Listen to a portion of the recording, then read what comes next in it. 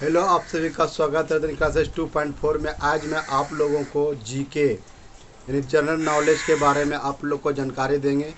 ठीक है, जो परीक्षाओं में आए गए सवाल हैं, बिहार एसएससी, बिहार सचिवालय सहायक, या फिर बिहार दरोगा, या फिर बिहार पुलिस में जो आए गए सवाल हैं, उसी पर आज चर्चा करेंगे। जो आए दिन एग्ज़ाम में लड़ने का चांसेस बहुत ज़्यादा रहेगा, तो देखिएगा सवाल के माध्यम से आपको समझाएंगे।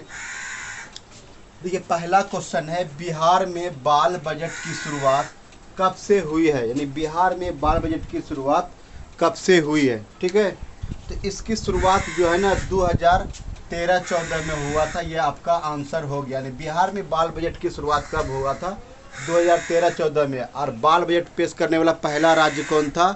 गुजरात। ठीक है, आते अगला सवाल कहता है, बिहार में भूमि सुधार से संबंधित सॉफ्टवेयर चल बिहार का निर्माण किसके द्वारा किया गया था? यानी बिहार में भूमि सुधार से संबंधित सॉफ्टवेयर चल बिहार का निर्माण किसके द्वारा किया गया था?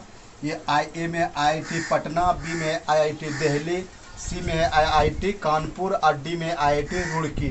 तो आपका आंसर हो जाएगा IIT कानपुर। ठीक है, देखिए क्या था, बिहार का निर्माण किसके द्वारा किया गया था? बिहार का निर्माण किसके द्वारा, बिहार में भूमि सुधार से संबंधित सॉफ्टवेयर चल बिहार का निर्माण किसके द्वारा किया गया था? तो ए में है IIT पटना, बी में IIT दिल्ली, सी में IIT कानपुर, डी में IIT रुड़की। तो इसका आंसर हो जाएगा IIT रुड़की। ठीक है, जो हम सी में लगा दिए थे वो गलत था, मिस्टेक हो गया। ठीक है, आते अगला क्वेश्चन में, बिहार जल संरक्षण दिवस कब मनाया जाता है? बिहार जल संरक्षण दिवस मनाया जाता है 5 जून, ए में है, बी में 11 जुलाई, सी में है 22 मार्च और डी में है 22 अप्रैल। 22 मार्च को ही बिहार दिवस भी मनाया जाता है और जल संरक्षण दिवस भी मनाया जाता है। ठीक है, तो ये आपका आंसर क्या हो जाएगा? सी हो जाएगा, सी 22 मार्च को। ठीक है, अगला क्वेश्चन है, भारत में जातीय आधार पर आधारित आरक्षण की पहली मांग किसके द्वारा किया गया था? ठीक है, ए में है महात्मा गांधी, बी में है विनोबा भावे, सी में है JP यानी जयप्रकाश नारायण और डी में है राम मनोहर लोहिया। तो आपका आंसर हो जाएगा राम मनोहर लोहिया, जो क्वेश्चन का सटीक आंसर हो जाएगा। ठीक है, अगला क्वेश्चन है, CSO की स्थापना कब हुआ था? यानी केंद्रीय सांख्यिकी संस्थान जो होता है, ए में होता है, ए में है 1950, बी में 1951, सी में 1949 और डी में 1946। आपका आंसर हो जाएगा 1951। CSO की स्थापना जो है ना 1951 में हुआ था। ठीक, आते हैं अगले क्वेश्चन पर।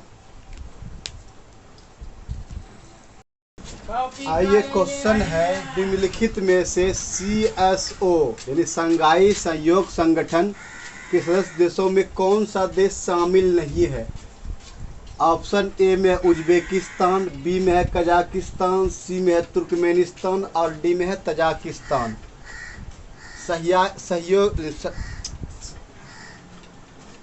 यानी CSO जो हो गया, CSO शंघाई सहयोग संगठन, इसकी स्थापना 1996 में हुआ था। ठीक है,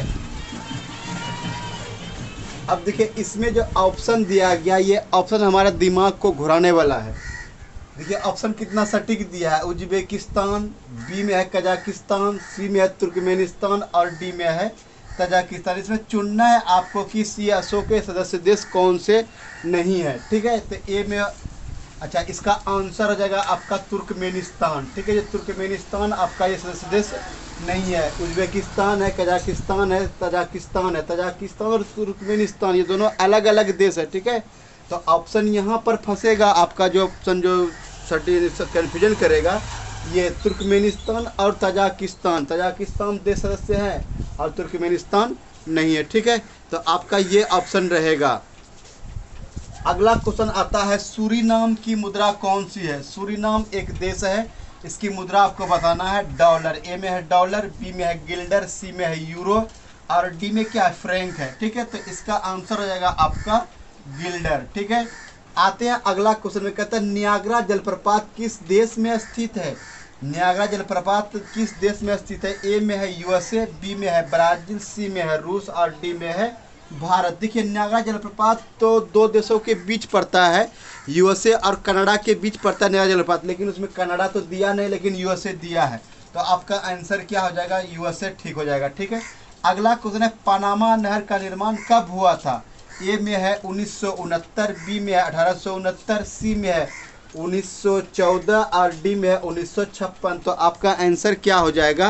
1914, यानी पनामा नहर का निर्माण जो हुआ था ना 1914 में हुआ। ठीक है, अगला क्वेश्चन है पोलो खेल का जन्मस्थल कहाँ है? पोलो खेल जो है ना, पोलो खेल का यानी कि निर्माण कब हुआ था, इसका शुरुआत कहाँ से हुआ था? ठीक, तो आइए हम देखते हैं पोलो खेल का जन्मस्थल कहाँ से हुआ है। ए में है भारत, बी में है फारस, सी में यूएसए और डी में है इंग्लैंड। तो इसका आंसर हो जाएगा फारस, ऑप्शन बी नंबर सटीक आंसर हो जाएगा। अगला है कैंपस तथा पर्सनल खेल शब्दावली किस खेल से संबंधित है? कैंपस और पर्सनल जो है ना खेल शब्दावली है, ये किस खेल से संबंधित है? ए में है गोल्फ, बी में है फुटबॉल, सी में है वाटर पोलो और डी में है पोलो। ठीक है, तो आपका आंसर हो जाएगा कैंपस और पर्सनल खेल शब्दावली जो है ना, ये वाटर पोलो से संबंधित खेल है। ठीक है, देखिए 3 दिन सप्ताह में 3 दिन सोमवार, मंगल और बुध जो है ना हम मैथ पढ़ाते हैं। ठीक है, और आता है बृहस्पति, शुक्र, शनिवार। ये 3 दिन जो है ना हम आपको जीके पढ़ाएंगे, जो परीक्षाओं में कहीं ना कहीं किसी न किसी परीक्षाओं में पूछ लिए गए हैं, वही सब खोज करके हम निकालते हैं और उसके पास आपके पास प्रेजेंट करते हैं। ठीक है, तो यही क्वेश्चन हमेशा घूरते रहता है परीक्षा में, यानी अलग अलग तरीक़ा से पूछा जाता है। ठीक, तो आपको तो ये सब क्वेश्चन जो है किसी न किसी परीक्षाओं में पूछे गए हैं और हम उसी से खोज के निकालते हैं और आपके बीच में प्रेजेंट करते हैं, ताकि आने वाले परीक्षाओं में ये भी पूछ सकते हैं, जैसे बिहार एसएससी हो गया या फिर आपका बिहार पुलिस हो गया या फिर शिक्षक पात्रता जो बिहार में निकला हुआ है, बहुत सारे वैकेंसी 1.5 लाख से ऊपर है, तो उसमें भी ये परीक्षाओं में क्वेश्चन आने का चांसेस ज़्यादा रहेगा, जो लड़ने का चांसेस रहेगा। देखिएगा और पढ़िएगा, समझिएगा, आज अपने तैयारी को मजबूत कीजिएगा। ठीक है, आते हैं नेक्स्ट सवाल। आइए क्वेश्चन है, कहता एनसीईआरटी की स्थापना कब हुई थी? एनसीईआरटी का फुल होता है national centre education research and training. ठीक है, इसकी स्थापना कब हुआ था? 1961। ए में 1961, बी में 1960, सी में 1959 और डी में है 1965। एनसीईआरटी की स्थापना कब हुआ था? तो आपका ये आंसर हो जाएगा 1961। ठीक है, बी में है, सॉरी अगला क्वेश्चन है बिहार के किस जिले में गैलेना पाया जाता है? गैलेना जो है ना शीशा का एस्क है, ये किस जिले में पाया जाता है?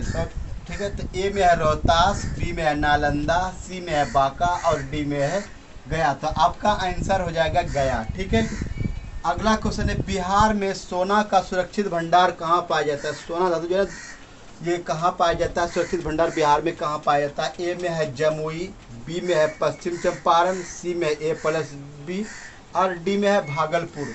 तो आपका आंसर हो जाएगा सी। ठीक है, जमुई और पश्चिम चंपारण में हमारे बिहार में सोना का भंडार सुरक्षित पाया जाता है। ठीक है, अगला क्वेश्चन है किस सुल्तान ने हजरते आला की उपाधि धारण किया था? ए में है बहलोल लोधी, सी में है सिकंदर लोधी, बी में सिकंदर लोधी, सी में है शेरशाह और डी में है अकबर। तो आपका आंसर हो जाएगा शेरशाह। शेरशाह सूरी जो बिहार का प्रसिद्ध फेमस शासक है, जिसका मकबरा कहाँ है? सासाराम में। ठीक है, जिसने हुमायूं को 2 बार हराया, तो उसी वही शेरशाह सूरी है।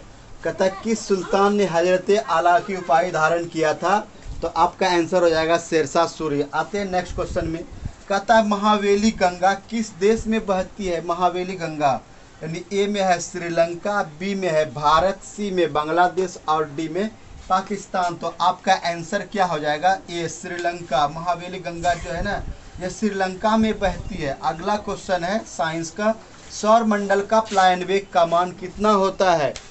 ए में है 40 किलोमीटर प्रति घंटा, बी में है 22 किलोमीटर प्रति घंटा, सी में 43 किलोमीटर प्रति घंटा और डी में है 24 किलोमीटर प्रति घंटा। तो ऑप्शन ए सटीक दिया गया है। तो आपका आंसर हो जाएगा 42 किलोमीटर प्रति घंटा। सौर मंडल का प्लायन वेग कितना है? 42 किलोमीटर प्रति घंटा। आते हैं अगले सवाल पर। देखिए अगला क्वेश्चन है मनप्रीत सिंह का संबंध किस खेल से है?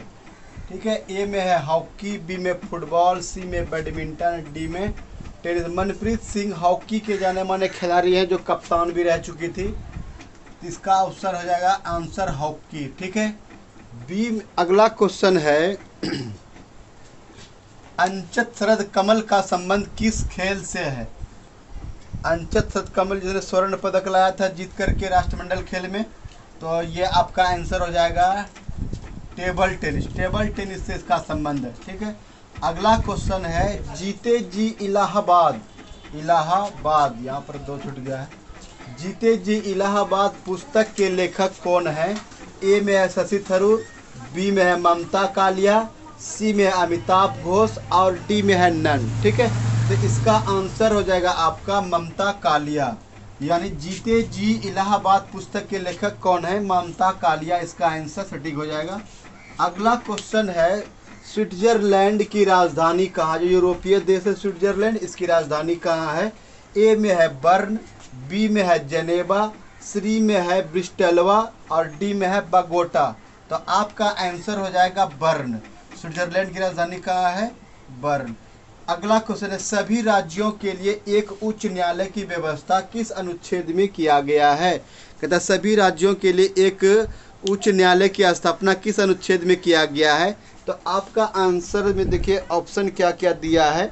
ए में है 124 अनुच्छेद, बी में है अनुच्छेद 214, सी में अनुच्छेद 169 और डी में है 154। तो सभी राज्यों के लिए एक उच्च न्यायालय की व्यवस्था किया गया है अनुच्छेद 214 में। ठीक है, और देश के लिए एक उच्चतम न्यायालय की व्यवस्था किया गया, इसको हम लोग सुप्रीम कोर्ट कहते हैं, वे है 124। यानी सभी हमारे देश में एक उच्चतम न्यायालय होगा तो 124 अनुच्छेद 124 कहता है कि हमारे देश में एक उच्चतम न्यायालय की व्यवस्था की गई है। ठीक है, अगला क्वेश्चन है अशोक मेहता समिति का स्थापना कब हुआ था? ए में है 1957, बी में है 1977, सी में 1986 और डी में है 1993। ठीक है, तो पहले जाने कि अशोक मेहता समिति का संबंध किस क्षेत्र से है। अशोक मेहता समिति का संबंध जो है ना, ये पंचायती राज व्यवस्था से है। ठीक, तो आपका आंसर हो जाएगा 1977। ठीक, 1977 हो जाएगा आपका आंसर। 1957 में बलवंत राय मेहता समिति का संबंध है, जो त्रिस्तरीय जो पंचायती राज व्यवस्था है ना, तो ये दिया गया है बलवंत राय मेहता समिति के संबंध के द्वारा। ठीक है, जो उसकी स्थापना 1957 में किया गया, तो आपका आंसर हो जाएगा 1977। अगला क्वेश्चन है प्रधानमंत्री को शपथ कौन दिलाता है? आपका क्वेश्चन है कि प्रधानमंत्री को शपथ कौन दिलाता है? ए में है राष्ट्रपति, बी में है उपराष्ट्रपति और सी में है मुख्य न्यायाधीश, भारत के मुख्य न्यायाधीश और डी में है शपथ नहीं होता है। ठीक है, तो आपको ये जानना जरूरी है कि भारत के प्रधानमंत्री को शपथ कौन दिलाता है, क्योंकि ये भी एक सांसद है। ठीक है, क्वेश्चन अक्सर ये बार बार पूछता है कि संसद जो है ना, लोकसभा सदस्य को शपथ कौन दिलाता है? तो आंसर आपका होता है इनमें से कोई नहीं है। शपथ लोकसभा सदस्य जो है ना, शपथ नहीं होता है, क्योंकि वो सदस्य के रूप में ही शपथ ले लेता है। तो इसलिए हम आपको लाए हैं, प्रधानमंत्री को शपथ कौन दिलाता है? तो ए में है राष्ट्रपति, बी में उपराष्ट्रपति, सी में मुख्य न्यायाधीश और डी में है शपथ नहीं होता है। तो आपका आंसर हो जाएगा राष्ट्रपति। यानी हमारे प्रधानमंत्री को शपथ कौन दिलाता है? राष्ट्रपति साहब दिलाते हैं। ठीक है, ये था आज तक का जीके। आज तक जो बहुत कम जीके लाए हैं, जो खोजने में हमको बहुत परेशानी हो गया। आते हैं अगले एपिसोड में। कल मैं मिलूँगा आपको इसी जीके के साथ, क्योंकि हम 3 दिन आपको जो है ना, 3 दिन सोमवार मंगल बुध आपको मैथ पढ़ाएंगे, फिर बृहस्पति शुक्र और शनिवार आपको क्या पढ़ाएंगे?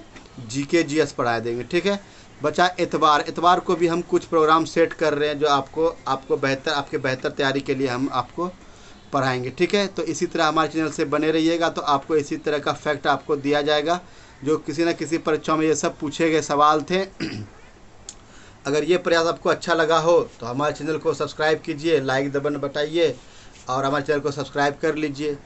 हाँ, सब्सक्राइब कीजिएगा और बेल आइकन भी दबा लीजिएगा, ताकि हम कोई भी नोटिफिकेशन यानी कि कोई भी वीडियो अपलोड करेंगे तो इसका नोटिफिकेशन आपको पहले पहुँचे और उसको आप आसानी से देख सकें और अपने तैयारी को मजबूत कर सकें। मिलते हैं नेक्स्ट वीडियो में। जय हिंद।